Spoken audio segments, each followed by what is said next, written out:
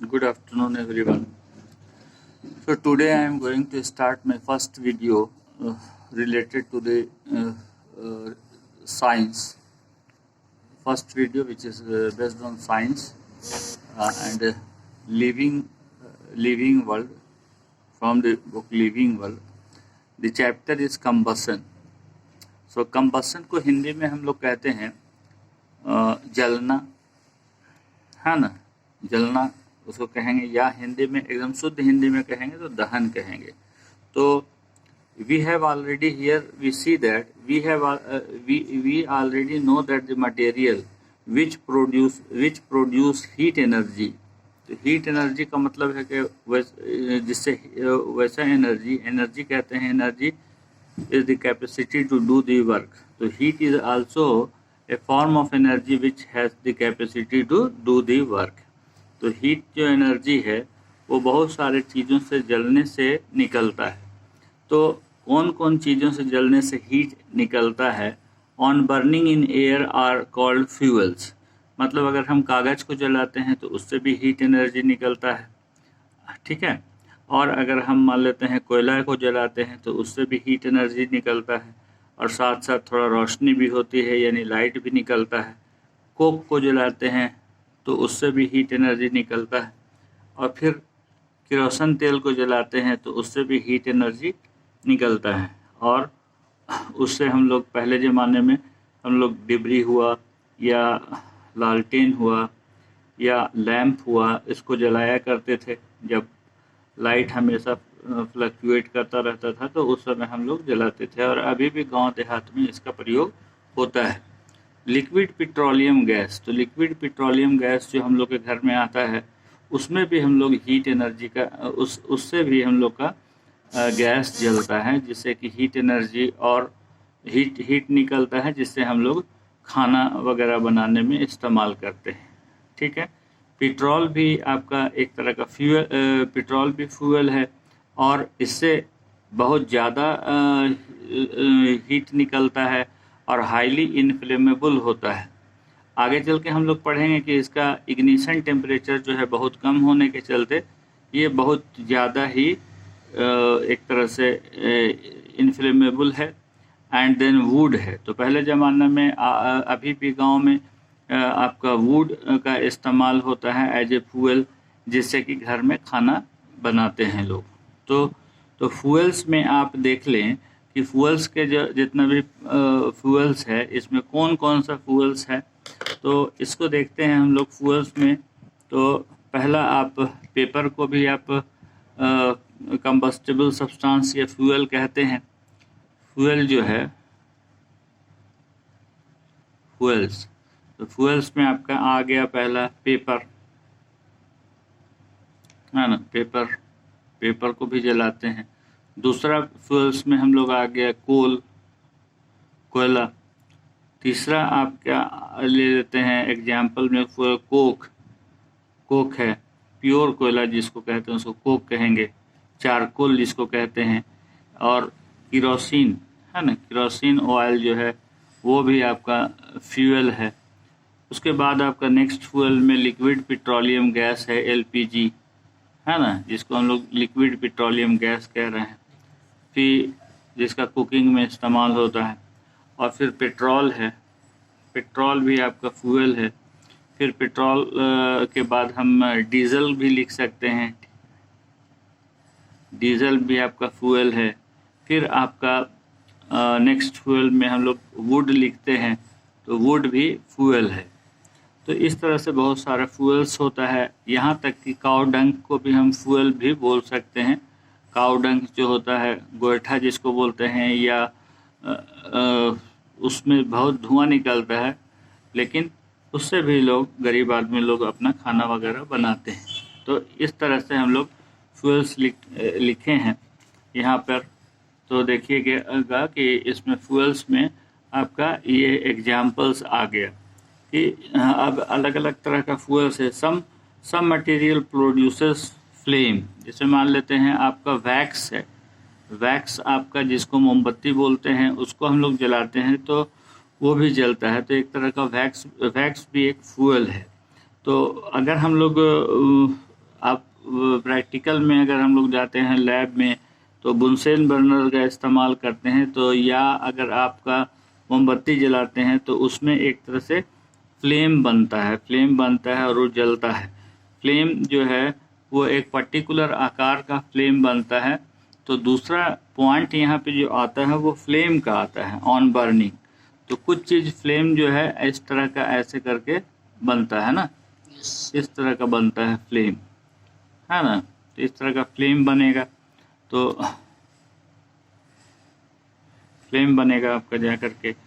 और some other do not. अब candle जलता है तो कैंडल से आपका कैंडल का फ्लेम बनता है। बर्थडे में आप लोग यूज़ करते हैं candle, for example produces flame on burning, तो फ्लेम बनता है। There are other material which burns without flame. कुछ जैसे लकड़ी को जलाएंगे तो फ्लेम वहाँ पे तो नहीं बनता है, तो लकड़ी जलाने से फ्लेम नहीं बनता है। पेट्रोल जलाइएगा तो फ्लेम नहीं बनेगा, है ना, भक से धमाका हो जाएगा।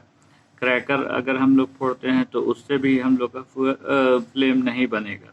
The chemical reaction on burning, the chemical reaction of burning and the type of flame produced in this process. Now the combustion, combustion में हम लोग का कंबसन यानी दहन। कंबसन को हम लोग पहले भी बतलाया कि कंबसन हम लोग हिंदी में कंबसन को दहन भी बोलते हैं। कंबसन मतलब जलना,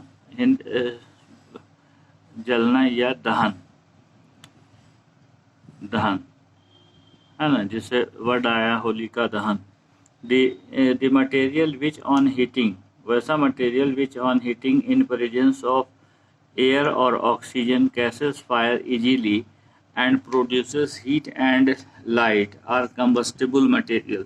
तो कंबस्टिबल मटेरियल कौन हुआ कि कंबस्टिबल मटेरियल जो है कंबस्टिबल मटेरियल उसको कहेंगे जिसको हम लोग अगर बर्न करें तो क्या क्या चीज़ निकले, हीट निकले। हीट एक तरह का एनर्जी है और साथ साथ लाइट भी निकले। तो लाइट निकले तो हीट भी एनर्जी है और लाइट भी एनर्जी है। तो हीट एनर्जी का इस्तेमाल होता है और लाइट से आपका दिखेगा। तो दो तरह से है।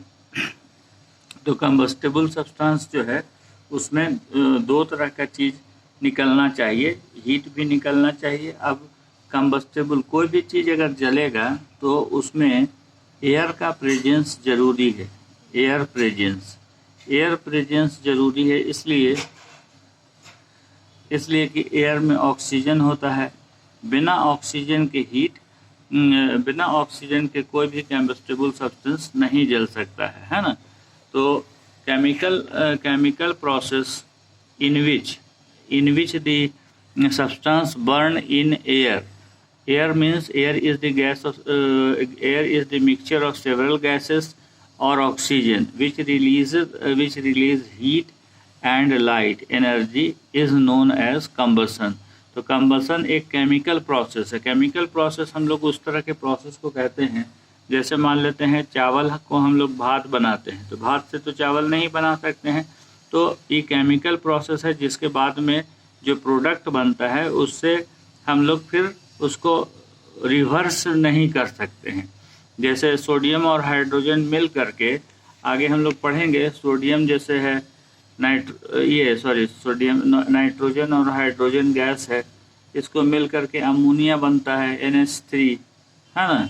तो ये अमोनिया गैस है, ठीक है। तो अमोनिया गैस से ऐसे हम लोग रिवर्सिबल रिएक्शन में आगे पढ़ेंगे कि ये रिवर्स रिएक्शन में होता है। लेकिन मान लेते हैं कि सोडियम है और क्लोरीन गैस है, तो सोडियम क्लोराइड है, तो सोडियम क्लोराइड NaCl जो है साधारण नमक है जो हम लोग खाते हैं, इसको हम बैलेंस कर देते हैं तो ये बैलेंस हो गया।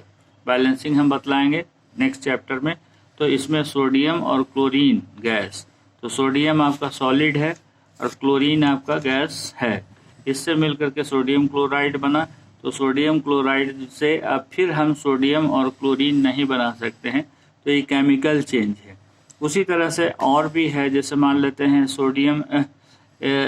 सोडियम है और H2SO4 है, सोडियम और H2SO4 एसिड है, तो यहाँ पर Na2SO4 यहाँ 2 से गुना कर देते हैं, Na2SO4 प्लस हाइड्रोजन, प्लस आपका हाइड्रोजन दे रहा है, प्लस हाइड्रोजन।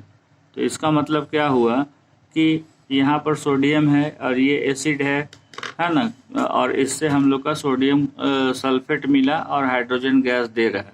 तो अब इससे हम लोग फिर इसको नहीं बना सकते हैं। जो रिएक्ट किया, दो सब्सटेंस रिएक्ट किया है यहाँ पर, उसके बाद हम लोग का यहाँ पे सोडियम सल्फेट बना और हाइड्रोजन बना है। तो जो रिएक्ट किया उसको रिएक्टेंट कहते हैं, रिएक्टेंट, और जो हम लोग का उससे निकला है उसको हम लोग प्रोडक्ट कहते हैं, है ना, प्रोडक्ट कहते हैं। और इसके बीच में एरो का साइन लगाते हैं। तो उसी तरह से जब हम लोग देखते हैं कि कोई चीज़ को जलाते हैं, जैसे कागज़ को जलाते हैं, तो कागज़ को जलाते हैं तो राख निकलता है, तो राख से पूर्ण कागज़ आप नहीं प्राप्त कर सकते हैं, इसीलिए ये केमिकल प्रोसेस है। उसी तरह से अगर मान लेते हैं हम वुड को जलाते हैं, वुड को जलाने के बाद, वुड को जब जलाते हैं तो वुड का जो अवशेष है, रेसिड्यू है, उससे हम लोग फिर वुड नहीं प्राप्त कर सकते हैं, फिर लकड़ी नहीं प्राप्त कर सकते हैं। इसका मतलब साफ है कि ये जो है कंप्लीट चेंज हो जाता है। ठीक उसी तरह से जैसे मैग्नीशियम के फीता को हवा में जलाते हैं तो मैग्नीशियम ऑक्साइड का वाइट कलर का आपका प्रोडक्ट बनता है, और फिर मैग्नीशियम ऑक्साइड से हम लोग मैग्नीशियम और ऑक्सीजन प्राप्त नहीं कर सकते हैं, इसीलिए ये केमिकल प्रोसेस है। The substance which undergoes the combustion is called combustible substance और फ्यूल। जो भी कंबस्टेबल सब्सटेंस होता है जिसको जलाया जा सकता है उसको हम लोग फ्यूल कहते हैं। तो अब मान लेते हैं कि अगर हम लोग पानी को जला सकते हैं तो पानी को हम लोग जला नहीं सकते हैं, तो पानी को जला नहीं सकते हैं तो पानी को तो हम लोग, water is not a combustible substance, तो वो फ्यूल नहीं है। ए फ्यूल में भी सॉलिड, लिक्विड और गैसियस। फ्यूल जो है सॉलिड भी हो सकता है, लिक्विड भी हो सकता है और गैस भी हो सकता है। तो सॉलिड में आप फ्यूल में वैक्स हो गया, है ना, वुड हो गया, कोल हो गया। लिक्विड में क्रासन तेल हो गया, डीजल हो गया, पेट्रोल हो गया। गैसियस फ्यूल में आपको एलपीजी गैस हो गया, कंप्रेस्ड नेचुरल गैस हो गया, सीएनजी हो गया। सॉलिड में फास्फोरस भी, हाँ, और सॉलिड में फास्फोरस भी हो सकता है, फास्फोरस सॉलिड है।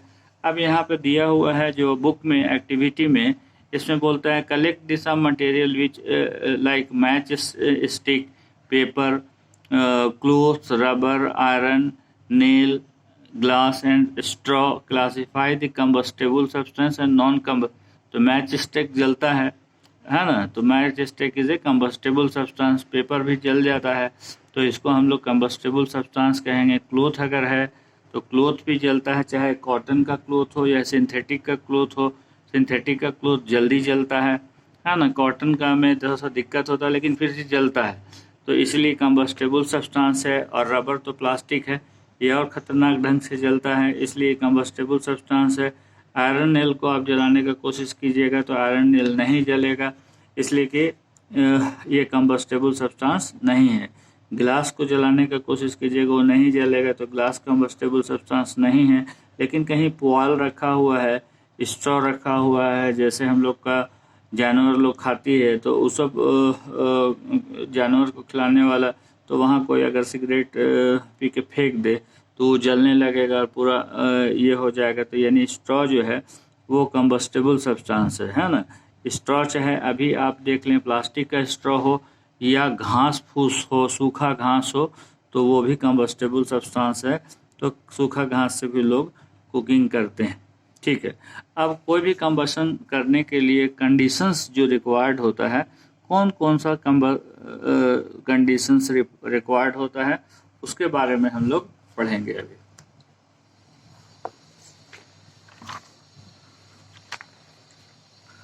यहाँ पे एक्टिविटीज़ है, एक्टिविटीज़ से ये प्रूव करेंगे, एक्टिविटी 2 से ये प्रूव करेंगे। फिक्स ए कैंडल, अब एक कैंडल लेते हैं, यहाँ पे हम लोग ऑब्जर्व करते हैं। इसमें यहाँ पे इसको देखिएगा कि एक चिमनी है इसको हम लोग कैंडल लिए हैं और उसको जला दिए हैं, तो उसका फ्लेम आप देख रहे हो, है ना। यहाँ ध्यान दीजिए, फ्लेम देख रहे हैं। अब एक ग्लास लेते हैं, कांच का ग्लास ले सकते हैं आप, या जो भी ग्लास आप ले लें, है ना। अब उसको ग्लास को ऊपर से ढक दीजिए, या वैसा ग्लास लीजिए जिसके दोनों साइड में, ऊपर नीचे दोनों में ओपन है।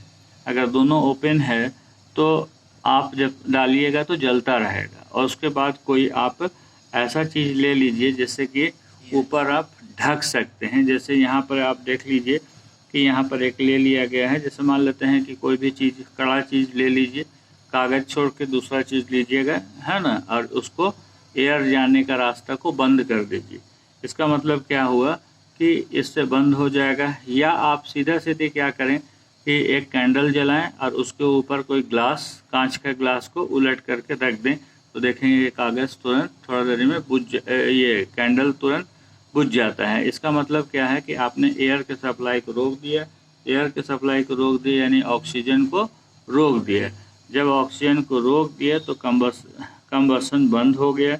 इसका मतलब साफ है कि एयर जो है ज़रूरी है, यानी ऑक्सीजन ज़रूरी है कोई भी कंबस्टेबल सब्सटेंस को जलाने के लिए। इसी वजह से कंबस्टेबल सब्सटेंस तभी जलेगा जब ऑक्सीजन का प्रेजेंस होगा, यानी एयर का प्रेजेंस होगा।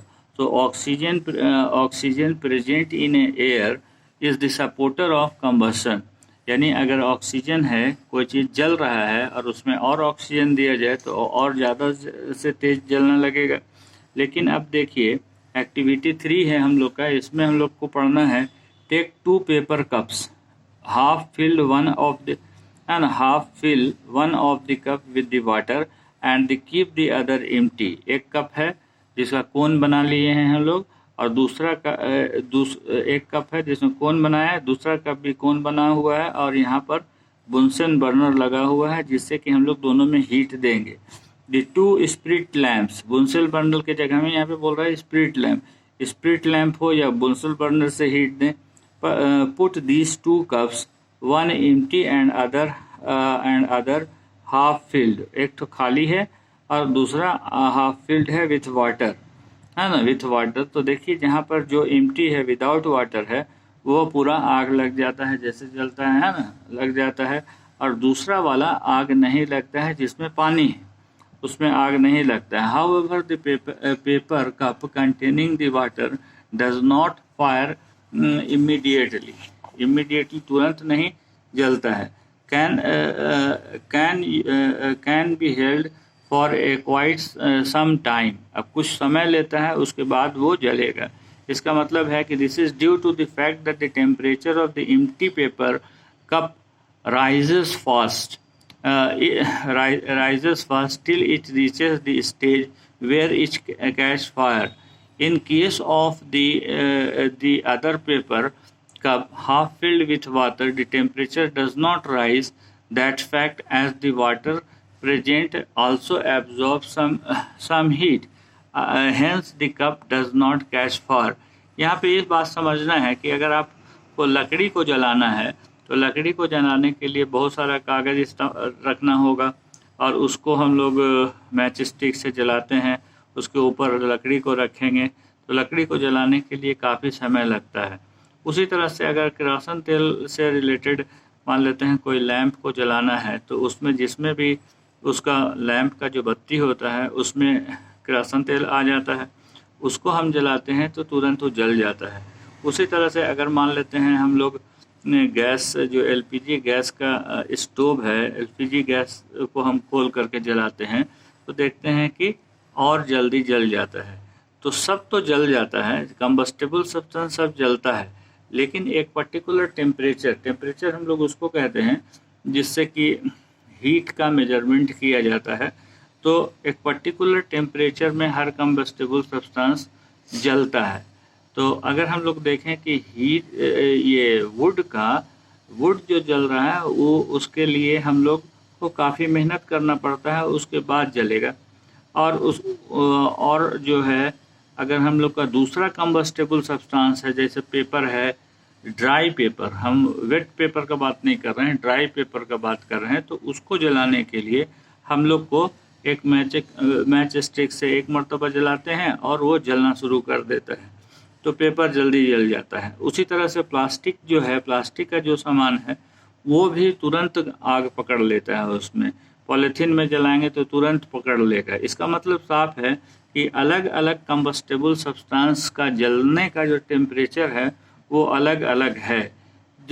जिस मिनिमम टेम्परेचर पर कोई कंबस्टेबल सब्सटेंस जलना शुरू हो जाता है उस मिनिमम टेम्परेचर को ही हम लोग इग्निशन टेम्परेचर कहते हैं। तो ignition temperature is that lowest temperature और minimum temperature at which any combustible substance starts burning. Okay, तो इग्निशन टेम्परेचर वैसे टेम्परेचर को कहते हैं जो सबसे लोएस्ट टेम्परेचर, मिनिमम टेम्परेचर जिस पर कोई कंबस्टेबल सब्सटेंस जलने लगता है। तो ये इम्पॉर्टेंट है क्लास 8 के स्टूडेंट के लिए। व्हाट इज इग्निशन टेम्परेचर, ये पूछा जा सकता है। तो अब हम लोग देखिए, इस पर हम लोग का कुछ ये है एग्जाम्पल्स है ना।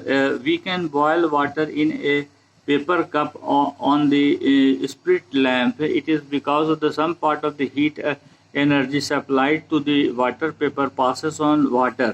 As a result, the ignition temperature of the paper is not achieved and it does not catch fire. मतलब अगर मान लेते हैं कि हम लोग पेपर का कोन बना लें और उसके ऊपर में पानी डाल दें और उसको हम जलाएं तो तुरंत नहीं जलता है, इसलिए कि उसका इग्निशन टेम्परेचर बढ़ जाता है, इंक्रीज कर जाता है। लेकिन क्या है कि अगर सूखा पेपर है तो वो तुरंत जल जाता है। इसका मतलब है कि ड्राई पेपर का इग्निशन टेम्परेचर बहुत ही कम होता है। Ignition temperature of white phosphorus, तो वाइट फास्फोरस जो है उसका इग्निशन टेम्परेचर बोल रहा है कितना, 35 डिग्री सेल्सियस होता है। Celsius is the unit of heat, है ना। हीट को मेजर करने का यूनिट है। हीट को तीन यूनिट है हीट को मेजर करने का। एक फ़ारेनहाइट में मेजर करते हैं, एक सेल्सियस में मेजर करते हैं, एक केल्विन में मेजर करते हैं। तो केल्विन स्टैंडर्ड यूनिट है। गर्मी के दिन में हम लोग का टेम्परेचर, शहर का टेम्परेचर जो है ज़्यादातर जो हम लोग चूँकि गर्मी वाला देश में पढ़ते हैं तो इस वजह से उसका टेम्परेचर जो है हम लोग का 40 डिग्री 42 डिग्री टेम्परेचर चला जाता है। तो अगर 35 डिग्री सेल्सियस से ज़्यादा टेम्परेचर जा रहा है तो इसका मतलब वाइट फास्फोरस जो है वो जल जाएगा। इसलिए कि मिनिमम टेम्परेचर जिसमें वाइट फास्फोरस जलता है वो 35 डिग्री सेल्सियस है। इसका मतलब है कि फास्फोरस को वैसा प्रदेश में जहाँ फास्फोरस को खुला नहीं छोड़ सकते हैं। अगर फास्फोरस को खुला छोड़ देंगे और गर्मी के दिन में फास्फोरस अपने आप स्पॉन्टेनियसली जलना शुरू हो जाएगा, है ना। तो फास्फोरस जो जलता है हवा में तो एक्चुअली में P है और ये O2 है, तो फास्फोरस पेंटा ऑक्साइड बनाता है PO5। तो ये आप लोग को यहाँ पे हम इसको बैलेंस कर देते हैं, यहाँ ये 4 हो जाएगा और यहाँ 10 हो रहा है तो ये 5 से गुना कर देते हैं। तो इसलिए फास्फोरस पेंटा ऑक्साइड बना देता है, वो धीरे धीरे करके जलना शुरू कर देता है। तो इसलिए फास्फोरस को आप हवा में नहीं रख सकते हैं। Match stick can be lighted bye striking its tip on the rough surface. The tip of the match stick is made of a red phosphorus. अब रेड फास्फोरस उसमें लगा हुआ है, along with some other chemical भी लगा हुआ, some other chemical on striking the friction generates. तो जहाँ पे भी आप देखे होंगे कि अगर फ्रिक्शन होता है तो वहाँ पे आपका हीट जनरेट होता है। तो हीट जनरेट होने के चलते मैच स्टिक जो है वो जल जाता है ना, जल जाता है, making the chemical catch fire. The wood used to match stick is also a particular kind. The ignition temperature is attained by the heat produced at the tip of the lighted match stick. तो वो जो wood है, जो match stick में जो wood लगता है वो wood जो है आपका स्पेशल टाइप का वुड है जो कि जल्दी उसमें आग लग जाता है। लेकिन अगर आप पेड़ का वुड ले लेंगे या अगर पेड़ काट करके उसका टहनी को जलाने का कोशिश करेंगे तो घंटों लग जाएगा लेकिन नहीं जलेगा, इसलिए कि जब तक वो सूखेगा नहीं, उसका मॉइस्चर कम नहीं होगा, तब तक वो नहीं जलेगा। इसका मतलब है कि उसका इग्निशन टेम्परेचर आने में बहुत समय लग जाता है।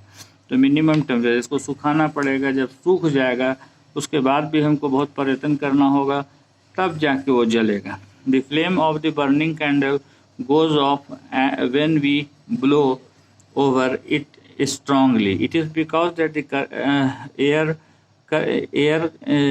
current lower the temperature of the burning wax vapor below their ignition point, and the carbon dioxide in our breath acts as the fire extinguisher. अब देखिए कि कहीं आग लग रहा है तो पानी से भी बुझाया जा सकता है। जब इलेक्ट्रिसिटी में आग लग जाता है या कहीं शॉर्ट सर्किट होता है तो उसको हम लोग कार्बन डाइऑक्साइड फायर एक्सटिंग्विशर, जो फायर एक्सटिंग्विशर जिसमें कार्बन डाइऑक्साइड भरा होता है, उसको हम लोग, उससे हम लोग इलेक्ट्रिसिटी में जो शॉर्ट सर्किट होता है उसको हम लोग बुझाते हैं, नहीं तो हम लोग को भी करंट लग जाएगा और वो डेंजरस हो सकता है। तो इसलिए कोशिश करना है। और अगर मान लेते हैं किसी आदमी को आग लग गया है तो उसको हम लोग तुरंत कोई कंबल वगैरह से, हम लोग ब्लैंकेट वगैरह से ढांक देते हैं ताकि एयर का कनेक्शन उससे कट जाए और वो जो है आग बुझ जाए, जिससे कि उसकी जान बच जाए। तो इस तरह से हम लोग का ये हुआ। तो इग्निशन टेम्परेचर समझ के किसको कहते हैं। अब हम लोग आ जाते हैं कि क्या क्या और कंडीशंस जो है। कंडीशंस में आप देखिए कि कोई भी कंबस्टेबल सब्सटेंस जलेगा तब